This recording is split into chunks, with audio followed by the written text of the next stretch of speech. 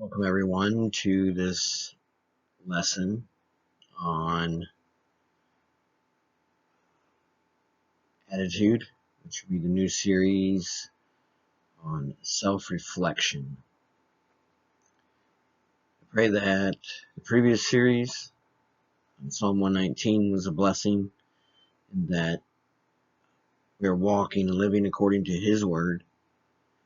And for this series, I hope that we take the time to do the hard work of looking at ourselves, see how we can improve our lives, to live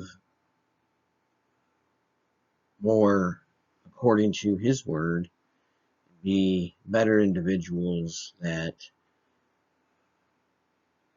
positive with their heads lifted high, not in pride or arrogance, but simply with confidence and boldness, going forth and doing the work and utilizing the gifts and the talents that God has given us.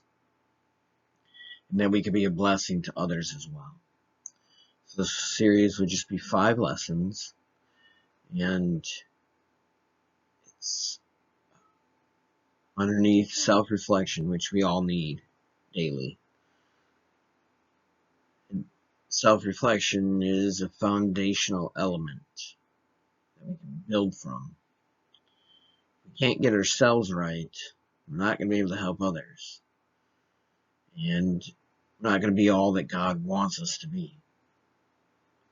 So in the series, I'm not seeking to bring you anything new or profound per se. I am more of a foundational basics kind of guy. And we are missing this in our society. We have forsook the basics in search of some higher wisdom. But in reality, there is no greater wisdom than to start with your foundation. As Jesus said, if you build your house upon the sand, it's going to be washed away. But if you build your house on the solid rock, it will withstand the storms. We need a sure foundation. We have to start with our inner selves and work outwardly. Well, if we start with our inward selves, then what's inward will flow outwardly. We're not going to get that right unless we're willing to do the hard work, self-reflection. If your foundation is eroding, then you can have a beautiful $1 million home and all these fancy name brand beautiful possessions. But they will become victims to what results. So, I begin the series with us self-reflecting on our attitudes.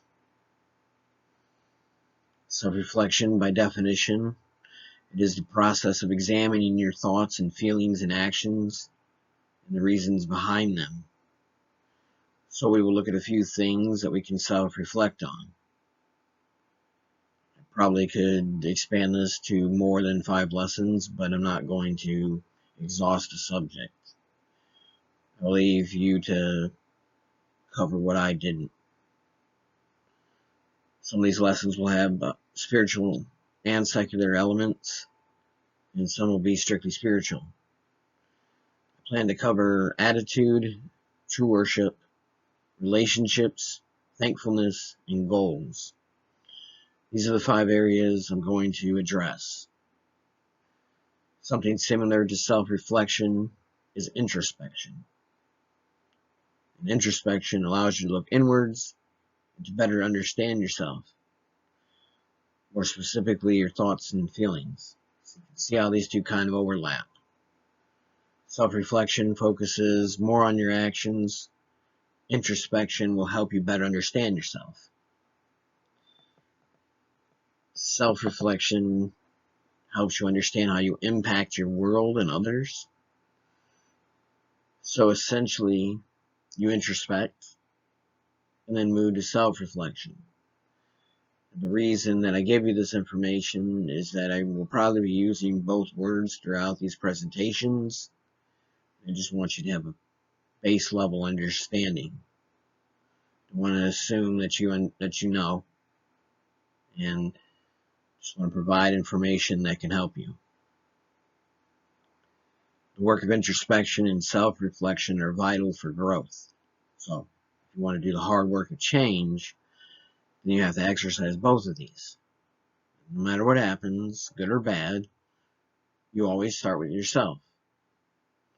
In an argument with someone, don't blame them. Look at yourself first. Yeah, it might be clear on the outset that they started it and it was their fault, but at the same time, look at yourself. Maybe there was something you did that triggered something that you missed. What could you do better? What did you do wrong? Try to see what happened from their perspective to better understand. Get a grasp on multiple perspectives, not just your own. This is where being selfless comes into play. It's important to value others and to see from their side and to work through differences and conflict. And I could continue with a lot more information, but I will end there. We're going to turn now to our subject at hand, attitudes. Examples of attitude in the Bible and in history, both positive and negative. And then we're going to look at what we can learn from those, and then we'll conclude this lesson. So let's go ahead and move forward.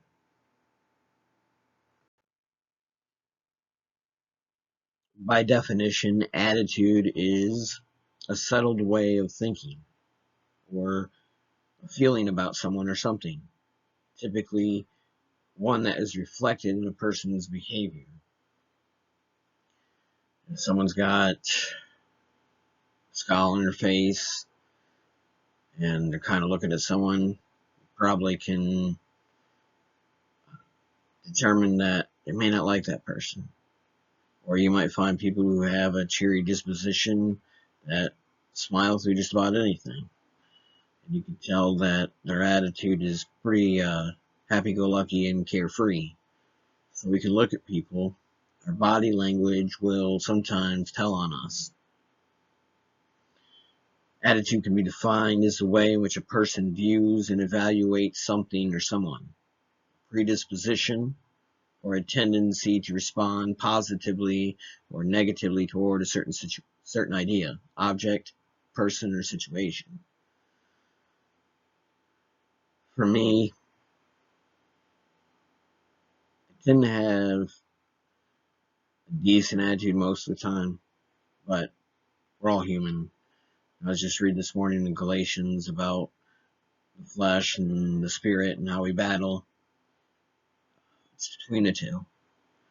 And the spirit is the fruit of the spirit: love, joy, peace, long-suffering, gentleness, kindness, goodness, faith, meekness. And it's those that will cultivate a good attitude. But conversely, the opposite of those will cultivate a negative attitude. As Galatians says, you reap what you sow. So if you have a good attitude towards things, even though the situation may not necessarily be in your favor, it'll bode well for you, and people will more likely want to be around you. But if you're like Eeyore, just another gloomy day, and grumbling and complaining about everything, well, most people don't want to be around that kind of negativity. So it's important to examine ourselves, and attitudes are something that can change in a whim. One minute, as things seems fine, you're happy, and then all of a sudden, a dark cloud moves in, and it's easy to get downcast. So the self-reflection of your attitude is something that's just going to have to be, you have to be mindful, consistently aware of it. There are some things you can work on once a day or once a week. There are other things that take your constant attention, and attitude is one of those. So why is attitude everything? Your attitude will determine your approach to life. If you've got a defeatist attitude, then you're not going to take on challenging things. You're just going to kind of accept what's easy, take the path of least resistance. If you're bold and daring, you might try to paddle upstream against the current, conquering obstacles and achieving greater heights. Your attitude is contagious. It's easy to walk in a room and sense when everyone's kind of got a negative attitude. And vice versa, you can walk into a room and you can sense the positivity.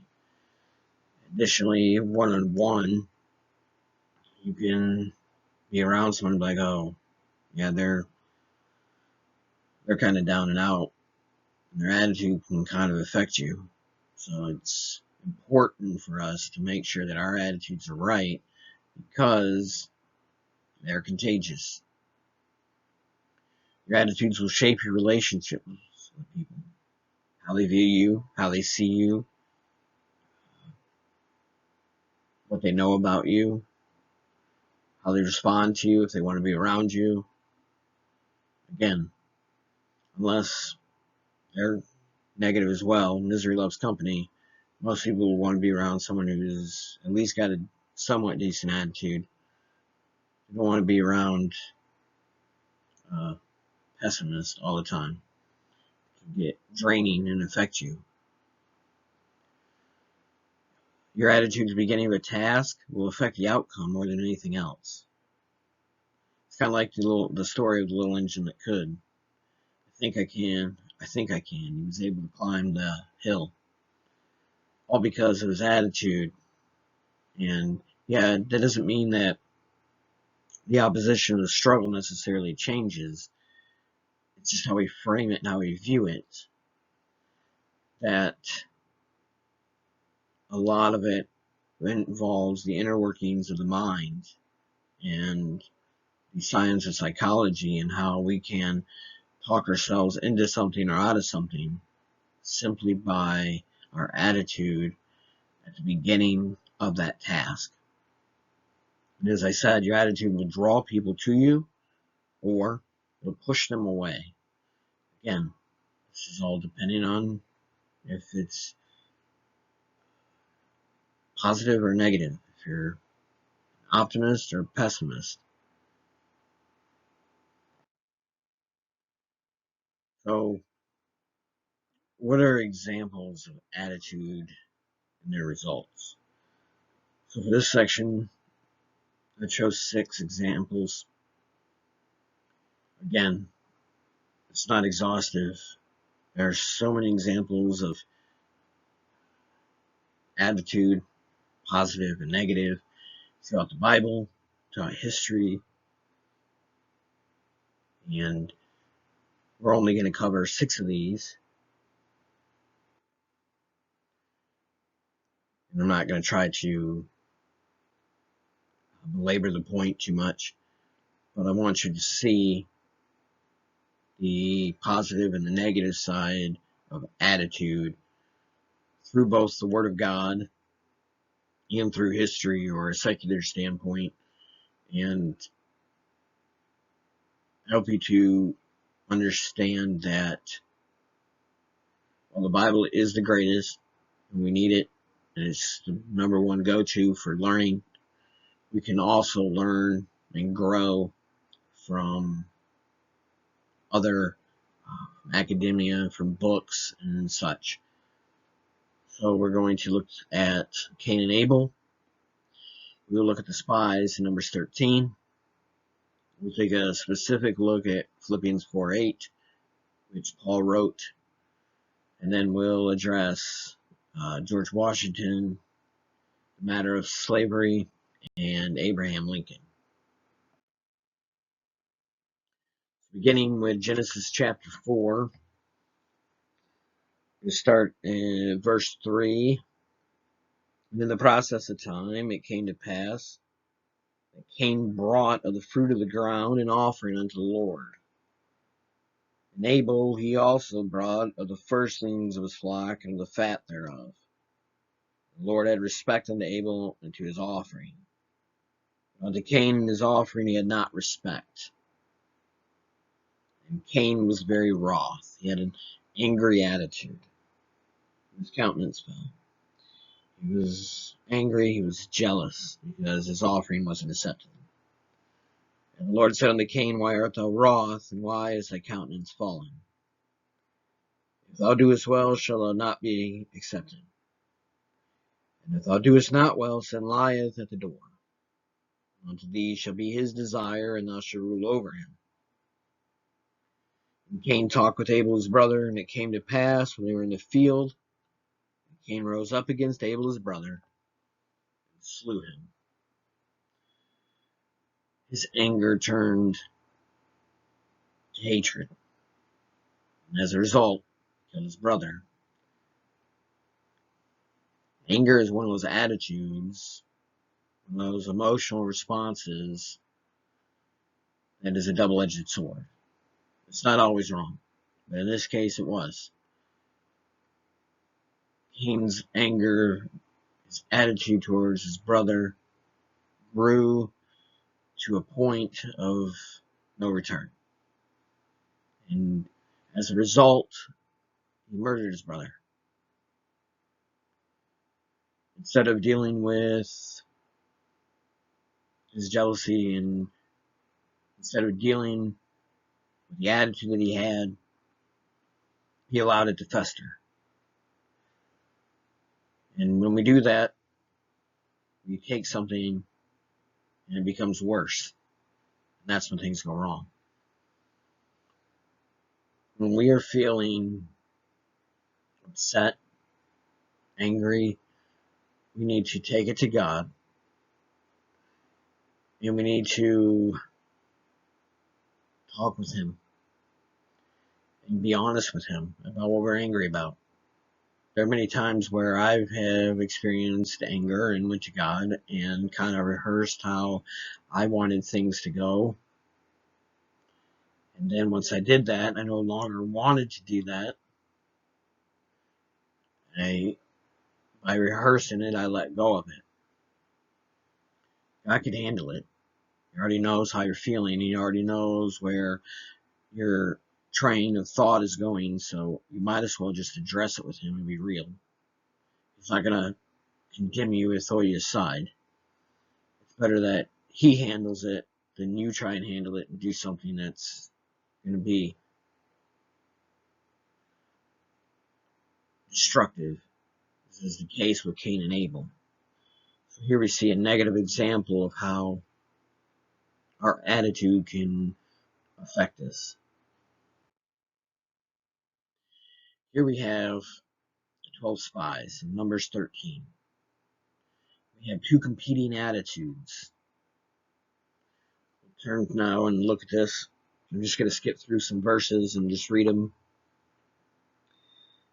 And Moses sent them to spy out the land of Canaan, and said unto them, Get you up this way southward, and go up into the mountain, and see the land what it is, and the people that dwelleth therein, whether they be strong or weak, few or many, and what the land is that they dwell in, whether it be good or bad, and what cities they be that they dwell in, whether in tents or in strongholds, and what the land is, whether it be fat or lean, whether there be wood therein or not. And be of good courage, and bring the fruit of the land. And the time was the time of the first ripe grapes. Verses 17 through 20. We're going to jump down now to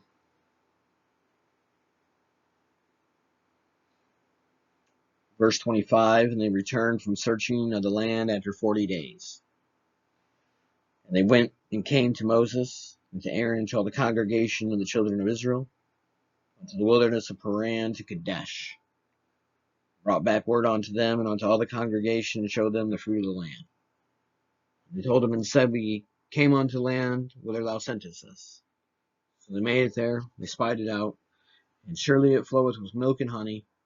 This is the fruit of it. Now, here's where we see the first attitude, the attitude of fear and inferiority. Nevertheless, if the people be strong that dwell in the land, the cities are walled, very great. Moreover, we saw the children of Anak there. The Amalekites dwell in the land of the south, and the Hittites and the Jebusites, and the Amorites dwell in the mountains, and the Canaanites dwell by the sea, by the coast of Jordan. There's all these people, they're strong, the city's walled, nothing we can do about it. As much as it's nice to have this land, we're not going to be able to do it. And then Caleb speaks up. Caleb and Joshua were the two that had the attitude of faith and victory. Caleb stilled the people before Moses and said, "Let us go up at once and possess it, for we are well able to overcome it." His attitude was, we can do this. We can overcome this. And we have God on our side. How can we lose? But again, the 10 spoke up, but the men that went up with him said, "We are not able to go up against the people. They're stronger than us." Back to what they said. They already said they were strong. Now they're saying it again, trying to talk it down. They brought up an evil report of the land which they had searched unto the children of Israel, saying, "The land through which we have gone to search it is a land that eateth up the inhabitants thereof, and all the people that we saw in it are men of a great stature." Here we go again. They're strong. These are great men. We can't handle this. What are you talking about, Caleb? And there we saw the giants, the sons of Anak, which come with the giants. And we were in our own sight as grasshoppers, so we were in their sight. Grasshoppers. We're small. We're just compared to them, we're pretty much nothing. And we don't stand a chance. Two had the attitude of faith and victory. 10 had the attitude of inferiority and fear. We see that the right attitude frames our perspective. Some will see defeat, some will see victory. Some will be afraid, and some are at peace. Your attitude will determine how you view things, and whether or not you accomplish it. 10 won. 2 who had the good attitude had to suffer and go along with it because there's nothing else they could do. And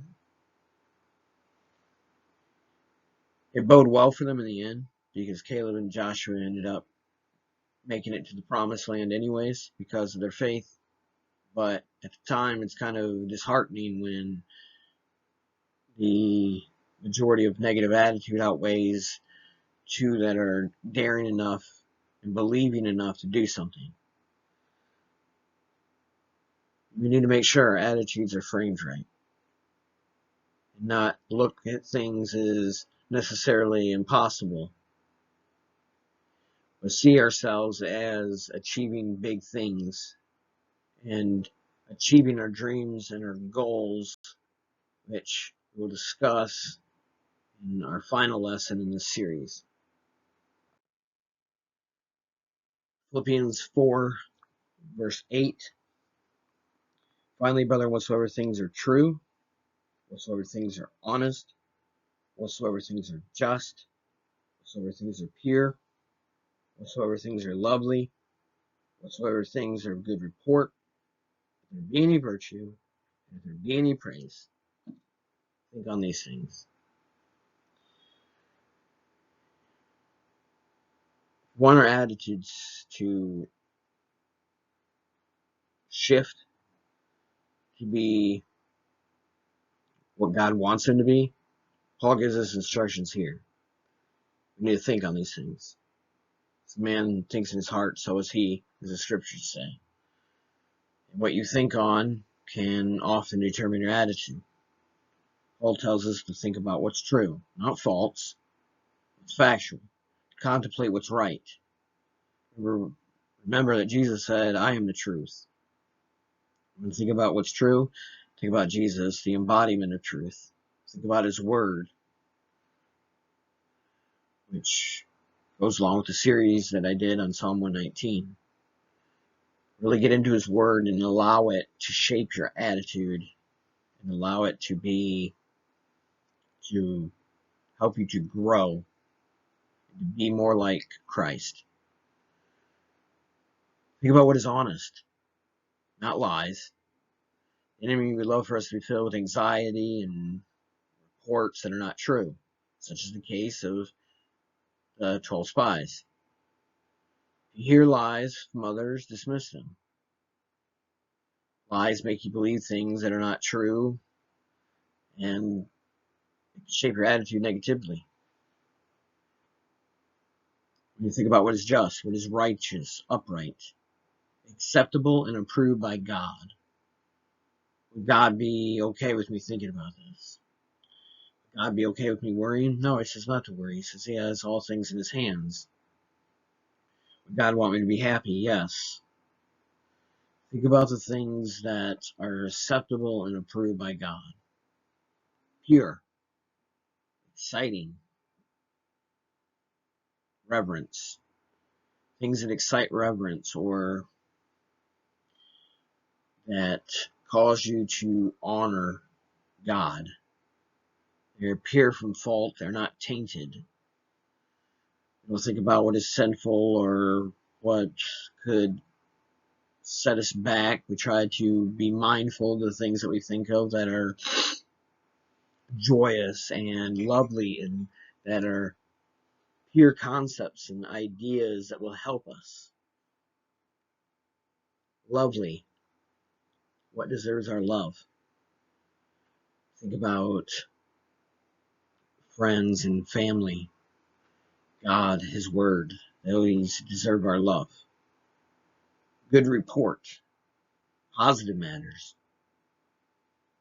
A good report like Caleb brought in the 12 spies. You need to reframe the negative and see what God is trying to do. And even in difficult situations, what can we learn from it?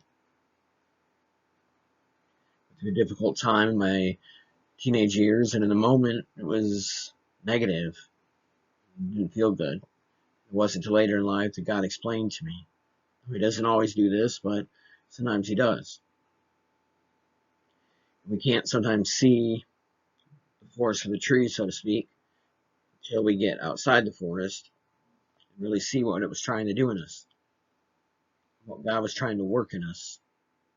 This is why it's important to focus on God, to focus on his word, and to cultivate the right attitude through that lens, because that will help us to have a better attitude when we're going through difficult times, storms and trials and situations.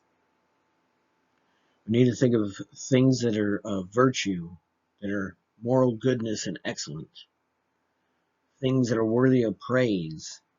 We give praise for the things listed here. We give praise for the Word of God. We give praise to God. We need to practice an attitude of praise. Moving on to history, we're going to look at a specific instance here of George Washington when he crossed the Delaware.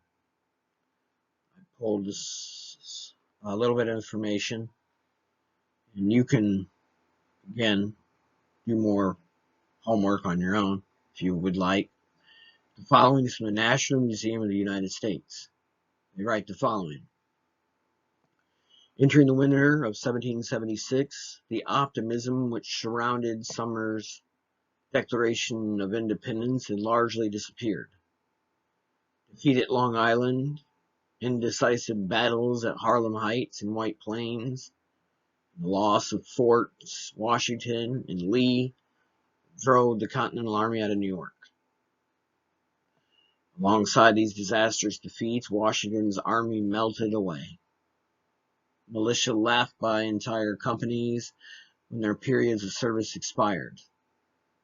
Casualties, prisoners of war, and disease further reduced available soldiers. Only British Major General William Howe's delay in attacking Washington's retreating force saved the Continental Army. Granted additional time without pursuit, Washington moved across the Delaware into Pennsylvania on December 7th and 8th. Without a clear opportunity for attack and hoping that expiring enlistments would scatter Washington's army, Howe stopped his pursuit and formed cantonments or temporary military camps for the winter. Washington knew that he needed to raise morale. Congress was losing hope, as was his army and his fellow patriots. The Continental Congress, afraid the British would seize Philadelphia before Christmas, fled to Baltimore.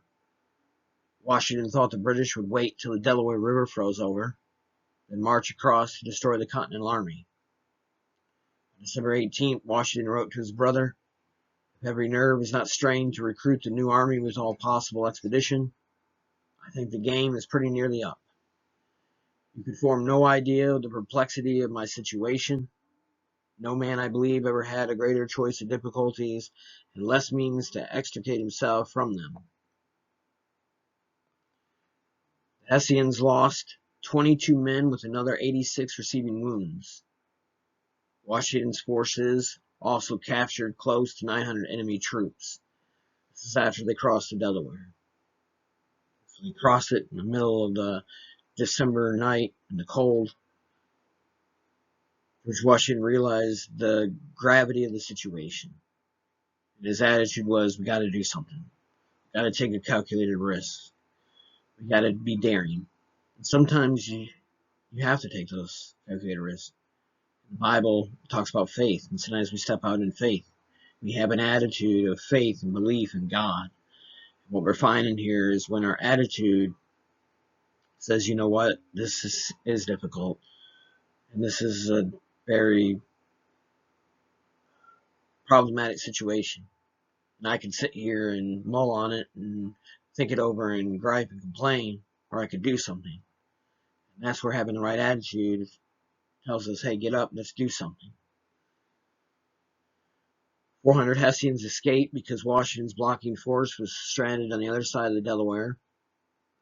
In contrast, Americans only suffered 5 casualties. Among them was Lieutenant James Monroe, future President of the United States, who nearly died leading the final attack to seize the Hessian artillery. Now, whatever Howe's plans for the winter may have been, it shifted to defending the gains made during the New York campaign. Washington proved his competence after previous humiliations and prompted re-enlistments and new enlistments to preserve his force. Almost more importantly, his soldiers had proved they could stand toe-to-toe with disciplined European troops. The Continental Army also seized much-needed supplies, including cannons and 1,200 muskets. While the operational gains were important, the strategic impact far outweighed the real gains. Washington's late Christmas gift captured popular imagination and new support at a key point in the war for independence. If his attitude would have been, we're done, we would be telling a different story today. But because his attitude was, you know what, let's go, we can do this. It changed everything. It was a key strategic turning point in the war. Again, we never know the impact of our attitude and the ramifications and the ripple effect that it can cause. We need to be positive. We need to take calculated risks, be daring and bold and brave, keep our eyes on God, and be as positive and as we can moving through the situations of our lives. Otherwise, there will be dreams and goals and situations that slip through the cracks. And we'll be responsible in a sense for not having the right attitude. And we could have conquered. We could have done something great. Abraham Lincoln and Ulysses S. Grant. I love this story. You can find more information in A Team of Rivals. It's a book by Doris Kearns Goodwin. I read this while I was doing my studies at Urshan. Lincoln needed a new general, and Ulysses S. Grant was a drunk. But despite this fact, Lincoln promoted him to general. He was criticized. Even in his pursuit of promoting him to general, people criticized him, told him it wouldn't work. They didn't like it. But Lincoln's response was, I can't afford not to. See, Ulysses S. Grant was faithful. His attitude made him one of the best generals. He later became president, and it's all because Lincoln had the attitude of believing in him. He was like a Barnabas that believed in Saul, who became Paul. My professor at Urshan said you can build a team with several Ulysses S. Grants because of his faithfulness. He had that attitude of commitment. And an attitude of commitment is important, not stubbornness. And if the ship is sinking, be smart enough to realize, okay, we need to find a way to survive, not we're just going to keep going and be committed. No, that's your commitment can end up being stupidity and foolishness. You got to know when to say enough. But the commitment I'm talking about is to persist and to pursue through the difficult things, as we've seen. You need an attitude of commitment. You need an attitude to be faithful and hold on and to see things through. And this will also help us as we believe in others, be committed to them. Change don't happen overnight. Be committed to your dreams and your goals. Be faithful to the ones that you serve. And know that in time, your attitude of commitment and your attitude of faithfulness will reap benefits, not only for you, but for others.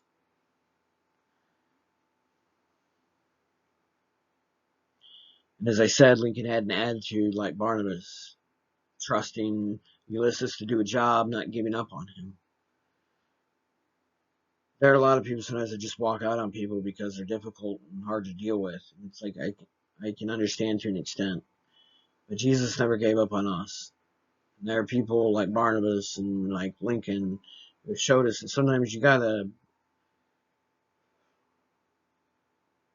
work with people and find ways to keep them involved instead of our attitude towards people can make or break them.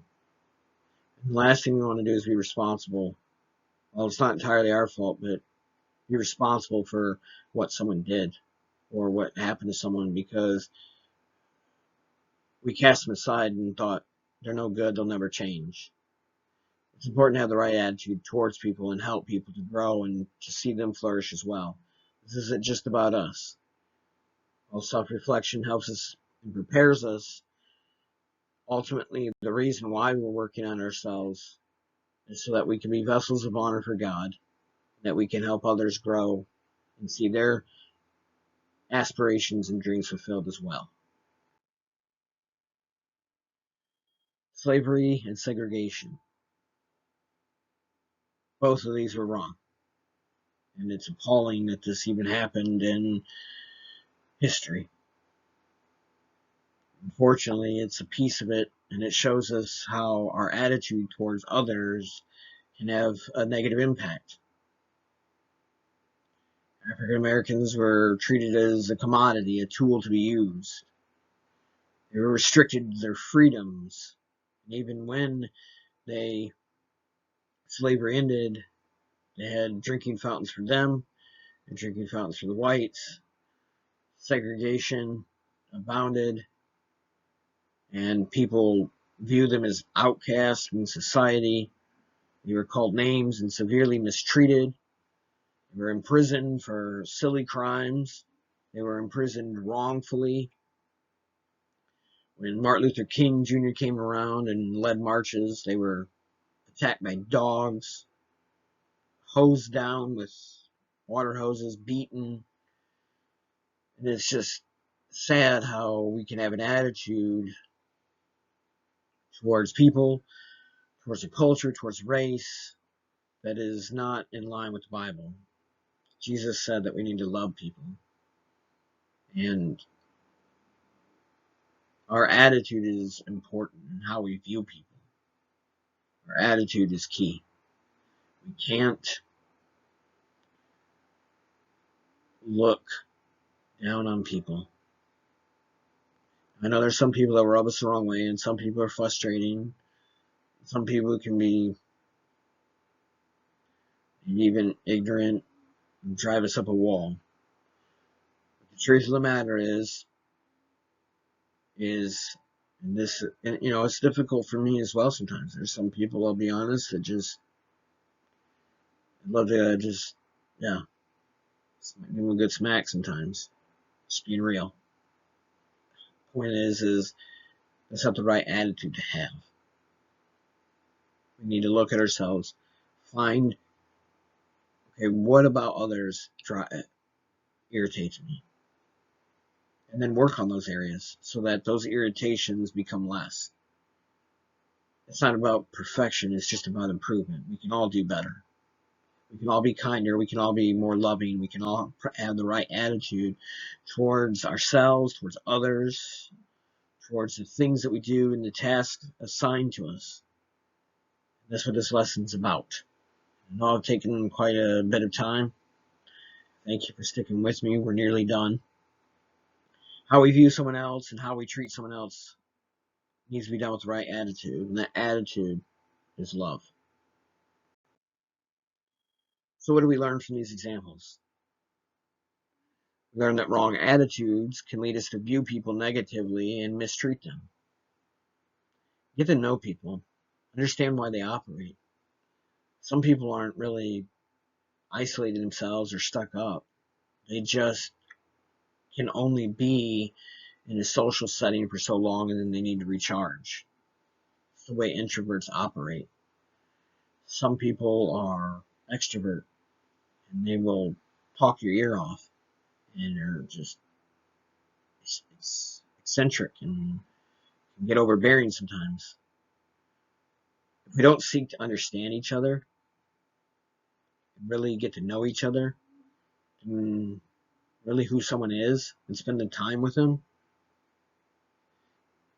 then our attitude is already pretty much framed. Because we're just going to go off of what people tell us and what we view from a distance, instead of actually getting in close and finding out who that person really is. We can't treat people negatively and mistreat them. We can't. We got to do better in that area.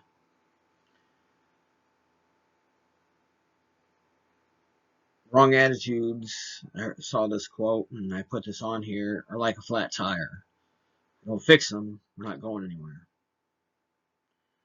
Wrong attitudes will prevent us from achieving things like our dreams. I can't do this, I'm not good enough. I'll never succeed. Oh, this is so hard. You got to reframe that and look at that different. Maybe you aren't the smartest person, but with the hard work, a little extra effort, be surprised what you can do. Especially if all that is framed within a positive attitude. Right attitudes cause us to see the best in others. They can lead us to operate in boldness, taking calculated risks that have amazing results. I never believed that I could really write a book. And then I did. Kind of defeated myself with my attitude, thinking, then I reframed it and I was like, okay, why don't I write a book And if it sells, it sells. And if it doesn't, it's okay. At least I leave a legacy for my kids. At least I did something difficult and hard, even if it isn't a bestseller or sells a lot of copies. I had to I had to reframe myself and see and get over the low self-esteem that I've had for a lot of my life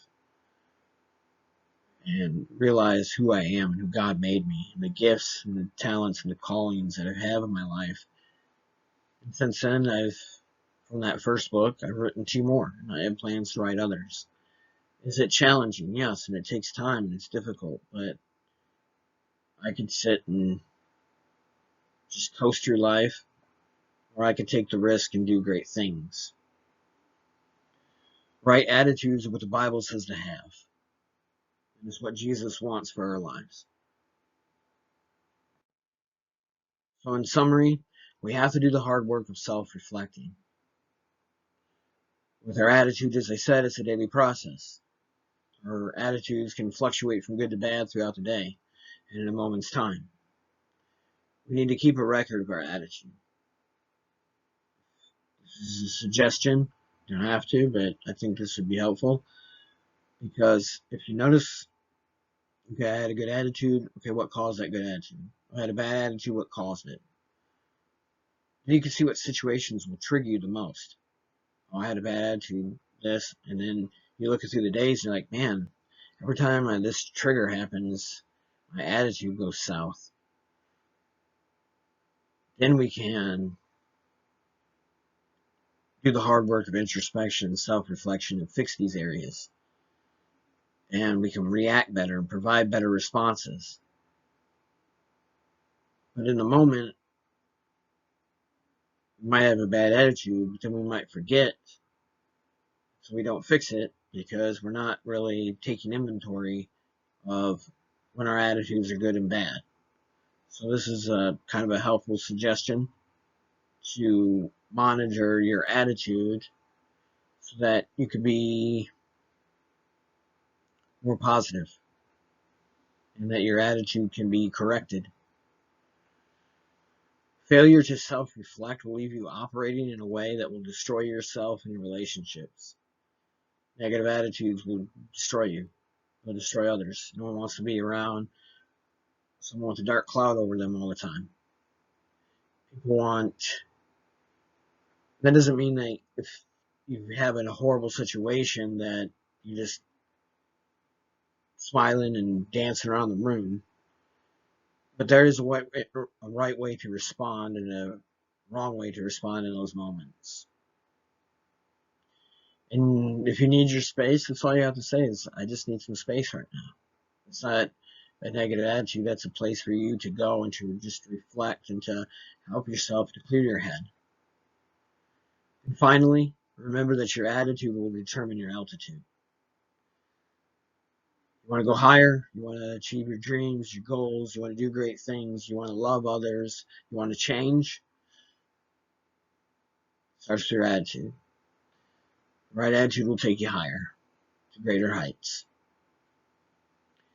Hope this lesson's been helpful, and I hope that you can glean from this, find ways to improve your attitude, to grow and to be a better individual, not only for yourself, but for others, and for the glory of God.